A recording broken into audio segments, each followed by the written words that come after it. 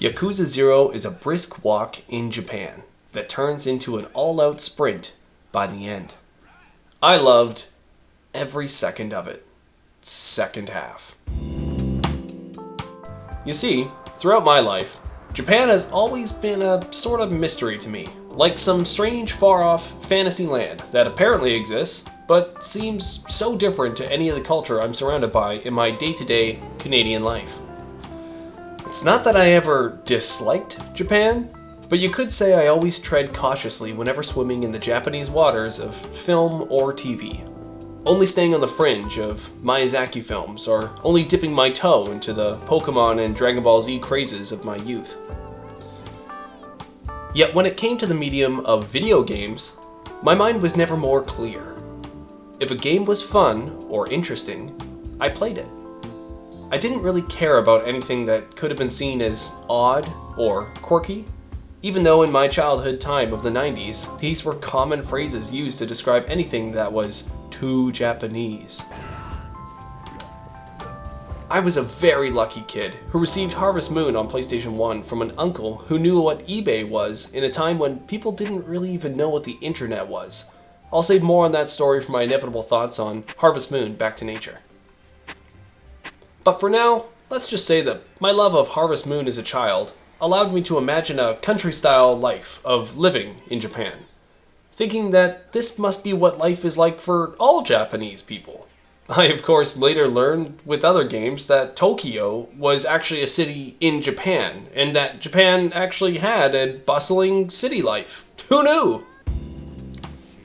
Yet, as the years went on, and more games tested my imaginations of this fantasy realm, I became increasingly interested in Japanese lore. If these people live in bustling cities, and they use these confusing characters in their language, and have a culture that includes both samurai and something to do with cherry blossoms, then who are these people? I just couldn't deny it anymore, and a natural progression occurred throughout my life. I went from aware of Japan, to interested in Japan, to knowing that I will one day visit Japan, as it's on my bucket list of places I need to travel to. Matt recommended this restaurant that he went to, I think, yesterday. Sushi restaurant. It looks delish. You gotta check this out. Look at this. Look at this food! Look at this food! Look at that food! Look at this food! And now, as I spring into the more mature years of my life, I look at Japan with a very interested glance, wanting to learn more and more about their culture. My learning of the language started when I watched a Tim Rogers video on Tokimeki Memorial. He explained some of the basics, and that just got me intrigued to try and attempt to learn more Japanese. I accidentally said karaoke instead of karaoke. Usually when I'm speaking English, I say karaoke, because that's how we say it in English. I said karaoke is how you say it in Japanese. You know, when I was in Japan, I say karaoke. I would always say karaoke when I spoke Japanese. And a Japanese person would always say, karaoke janai desu ka? Always telling me that. Karaoke janai desu ka? Janai. Okay? Mix this with his follow-up video on Boku no Natsu Yasumi, and I was certain I would at least understand some Japanese one day.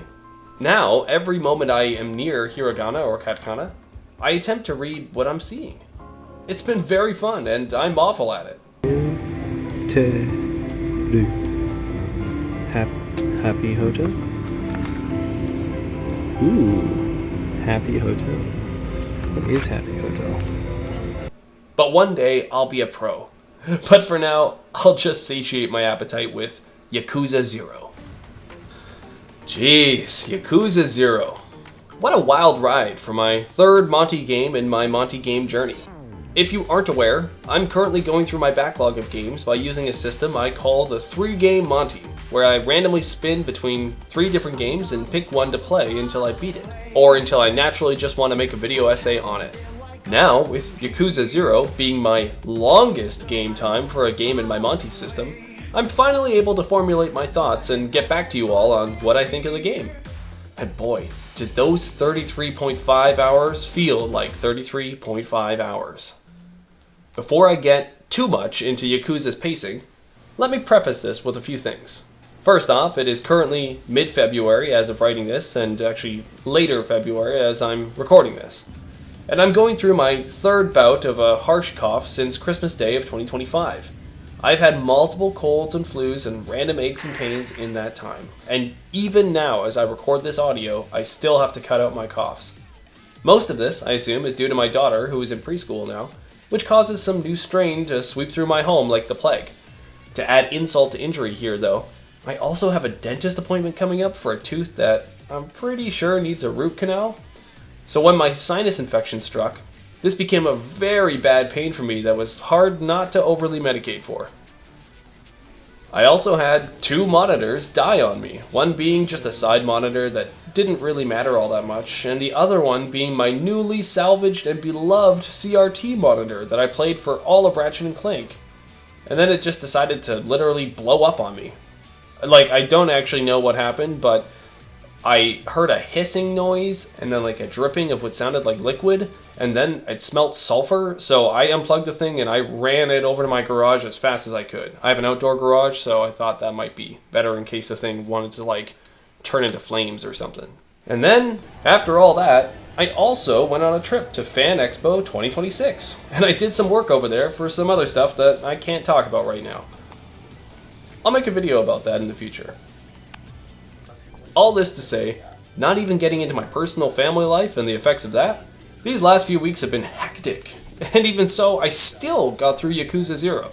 So, if you hear me complaining about pacing, just know that it still wasn't enough to actually deter me from beating the game. Although I must apologize to the Twitch audience, as I didn't really find great moments to stream the game. I found it difficult to stream while I was feeling pretty crummy from all the coughing. Okay, is that enough of a preface? Right.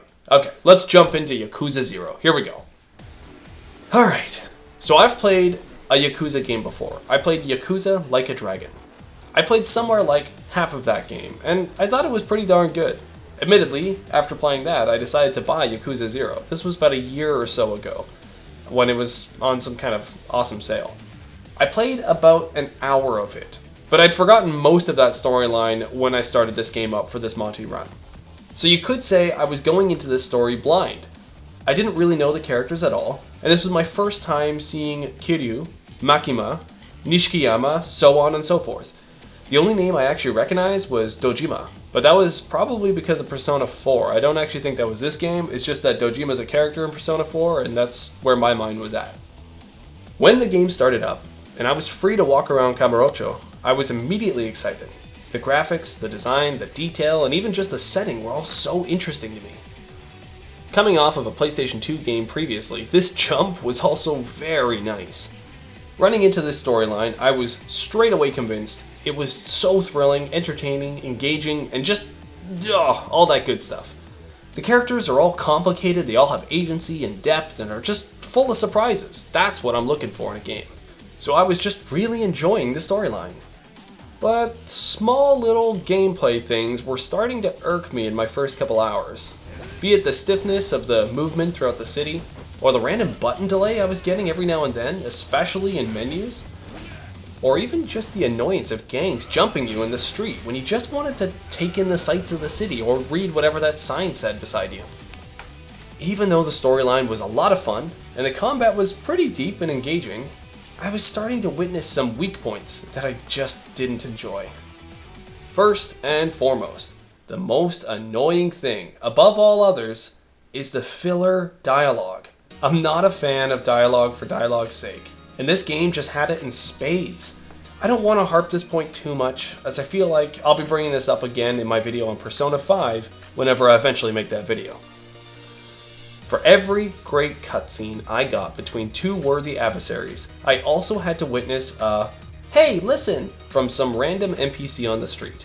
Keeping in mind that I originally was doing these side missions as I thought they were fun, and they usually would wrap up in a neat little side story adventure-like bow, I just found them to be padded out, placeholder-like, trinket-scrounging, wannabe important missions that really did nothing but run up my game time. These side missions were getting to be such an annoyance, mixed with the random encounters, mixed with the very mundane "go to payphone" or "find so-and-so" walking quests.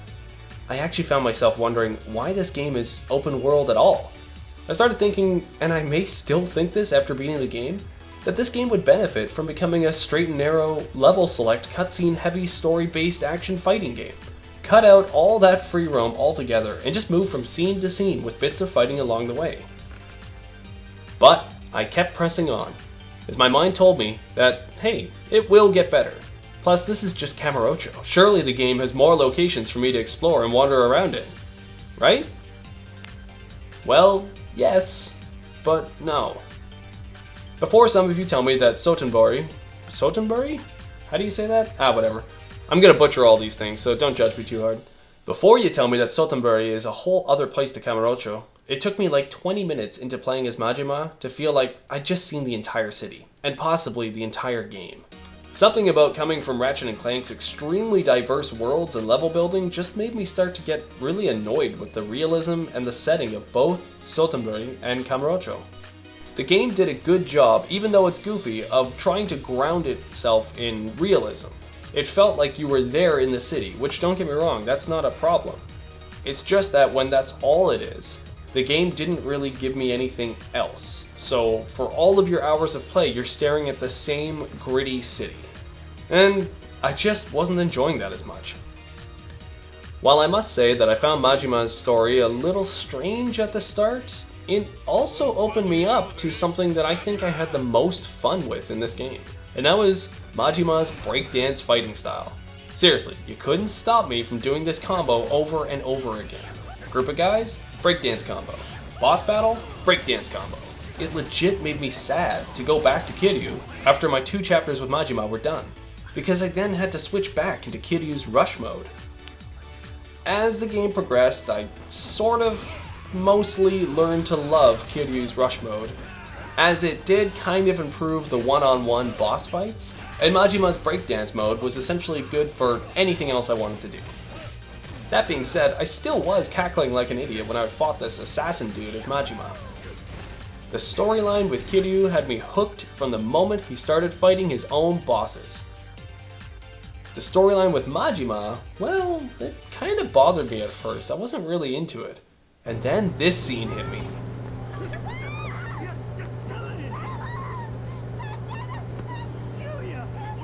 Suddenly, Majima's motivations and character development became very interesting to me as he navigated how to keep this woman safe. The game really just sucked me in with this storyline, especially at narrative times in the game where I couldn't care less about real estate, tachibana, cabaret clubs, showgirls, claw machines. Oh, actually, you know what? I think I did kind of love the claw machines. But right at those moments when the storyline was way too hyper-focused on these game mechanics that I didn't really care for, like the cabaret manager missions and the real estate missions, the game just kept dangling these small, interesting tidbits for me in the form of Lee, Majima, and Makoto. Spoilers ahead for anyone that has not played this game. I do recommend this game, you should play it if you don't know the storyline ahead. I think it's safe to say that once the game gets going into chapters 11 and onwards, it becomes a very fun ride. I knew how irritated I had become with the game's core loop at the end, but I also needed to know how it ended. I really forced myself to get to chapter 11, but once I did, I knew I was going to beat this game. It seemed like it was now going to be a lot of fun to do so. I'm pleased to say that not only was the last half of the game fun, but it was very fun. Fights became more clear to me, ability upgrades actually became enticing, characters' motivations, dialogue, and scenes were all super interesting, and most importantly, the side stuff just got out of the way in order to make room for the game itself. Seriously, why couldn't the rest of the game be paced like this? Watching Kiryu and Majima's spiral towards each other by the end of the game was just a blast, and I loved every moment of it. If you don't believe me, I stayed up until past 4 AM when I beat this game because it was so good. When I got to this moment, the boss battle between Kiryu and Kuze, I started to feel the weight of all the fights over time with him, and the storyline from beginning to end. It reminded me of boss battles in Metal Gear Solid, a game that I revere above many other games, and it just felt earned. Once I fought this assassin guy, sorry I forget his name right now, I was so invested in the storyline and so used to the fighting controls that I didn't have much to think about for the battle. I was certain I would beat it. There wasn't any nervous energy or anything. I was just having fun. I mean, it helps that I got to use the breakdance combo a bunch. Finally, once I got to Shibusawa's battle, I was mildly annoyed by some of his fighting moves, as happens in final bosses, but for the most part, he was just fun. I think I found these guys with the guns to be harder than Shibusawa himself. At the end of the game, I found myself very intrigued to see what was going to become of the Empty Lot, Kiryu, Majima, and Makoto. Not knowing the rest of the Yakuza series and their respected storylines, I had no idea that these characters came up again at all. I'm really glad I didn't know this too, as I think it may have affected the storyline for me. I thought Nishikiyama, for example, was going to die for most of the story. And I was pleased to see that at the end he didn't. And if I knew the other games, this might not have been as thrilling for me. I will say that this game slightly suffers from that prequelitis, you know? Usually reserved for larger prequels based on bigger scale movies like the Star Wars prequel series or The Hobbit. There was this feeling of rush, and then change the character's personality in the story so that it makes sense for where they eventually end up in the later stories that we all know. For Kiryu, it's not that jarring, as his character doesn't really change all that much, but maybe that's part of the problem. Maybe they couldn't really change his character too much because he has more storyline that I guess people are aware of. But Majima's was horrible, at least for me. And again, this is coming from someone who knows nothing about Majima in the later games, but I'm assuming he's known to be more wild and crazy or something. So therefore, in this game, they needed to show off why he's so wild and crazy. But for me, his character was actually quite grounded, as a lot of the other characters around him acted foolish. This in turn made him seem like the straight man to the story. So imagine my surprise when near the end he starts monologuing about how crazy he is, and other characters tell him about how he's got that look in his eyes, and how all these crazy characters around him shaped him to then become crazy. This, and then also the odd new look he gets by the end, and some weird nickname. It was all this moment when I just kind of realized that I was watching the prequelitis on screen. It was as if he went through a full character arc and storyline, only at the very end to just transform into a completely different character. And it seemed like this all happened for no reason. If I had played the other games, maybe this would have been a fun reveal, but to me it just seemed very jarring and out of place. And I say all this because I really liked Majima's character, all the way up until possibly the last couple cutscenes where he seemed different. All this to say, I had fun playing Yakuza 0. It was sad at times, and it was funny in other times. And most importantly, it was engaging and just fun. I'm glad I played around in the city here for a while, but I'm also happy to say that my time with Yakuza has come to an end. I give Yakuza 0 a solid 8 Crane Game plushies out of 10. Although I will say I was very prepared for this game to have 5 or 6 plushies out of 10. Yo.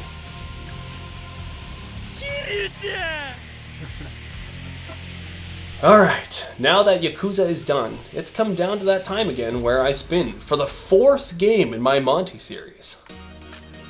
First off, I had to flip a coin, which landed on heads, meaning my status changed to order, which means a few different things, but mainly that I just have to make sure that I pick games that are of different genres for my Monty picks. And also, that if I pick a game that's in a series, I have to pick the first game of that series, within reason, of course. Next, after finding out what state I'm in, I get to roll a dice. A die? A dice? I get to roll a die. I rolled a 2, which gave me an additional upgrade to my Monty Picks. This is permanent, so I now get to choose from 4 games when I am rolling for a new game. My current games in my Monty are Final Fantasy VIII, which is an RPG, and The Witness, which is a puzzle. And so with that in mind, I had to spin for my next game. I spun 4 times. My first spin, I landed on Slime Ranchers 2, a casual game, and a new category, so this could be picked. Although, I have to play the first one since this game is in a series. My second spin was The Curse of Obra Dinn, which I labeled as a puzzle game. I'm not entirely sure if it is or not, but because of that, I technically couldn't pick this game because I have The Witness already in my Monty Picks. My third spin, I got Limbo, which is a platformer, so it's a new category and it can be picked. And for my fourth spin, I got Arkham Asylum, an action game. New category, can be picked. When I spun these games, I thought about it for a second. If this was Chaos, I definitely would have picked Obra Dinn for sure, as I really want to play that game. But it's a puzzle, so I can't play it. So instead, I had to choose between Limbo, Arkham Asylum, and Slime Ranchers. I chose Arkham Asylum, as believe it or not, I've actually never played any of the Arkham games before, so I figured, why the heck not? I know they're beloved, I know people love these games and always talk about them, so let's find out why. And so with that, Arkham Asylum has now officially been added to my Monty list. This means one of these 3 games is going to be played and reviewed by my next Monty video. I'm leaning towards Arkham, but who knows? I'll get to it when I get to it. For now, thanks for watching me on my Monty journey so far, and I'll see you in the next one. Bye-bye.